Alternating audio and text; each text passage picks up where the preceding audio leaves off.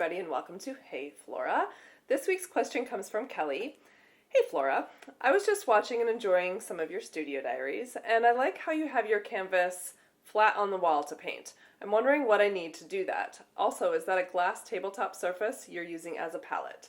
So a couple of great questions here just about logistics and setting up your space. And I do love to just hang my canvas straight on the wall, and there's a couple of reasons for that. One is that I find it to be really stable, much more stable than if I was using an easel. I also love the fact that it takes up less space and that the canvas is straight up and down versus being on any kind of an angle. So the way that I do it, super simple. I just put two drywall screw or mounts into the wall, two screws into those, and then I have a couple different levels because I sometimes paint smaller, sometimes paint bigger. So I've got about 3 different sets of 2 screws, and I just hang my canvas right on those screws. So really easy. It does obviously involve making some holes in your wall, so you got to be ready for that. And if that's an issue, I would suggest using an easel instead, which is another great option.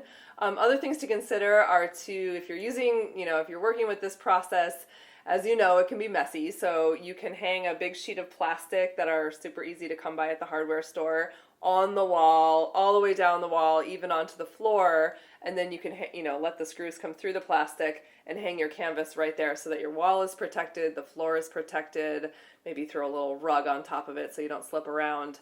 And then your second question is asking about my palette, and I do love using glass as a palette, and the palette that I've had for years is something I think I found for free, which is pretty easy to come by. People are always giving away windows and things like that. So it's an old window. I have it on a table, and one great tip is to put a piece of white paper underneath it so that when you put your colors on top, you really see the colors in their truest form. So any kind of glass will work. I do recommend, if it's not in a frame of some sort, taping the edges so that that's nice and safe. And then one last thing on the palette, this is around cleanup. This is a really great tip. This took me years to figure out, and that is the best way to clean your palette is to, first of all, use up as much paint as you can, so it's not going down the drain. We want the paint on the canvas where it belongs.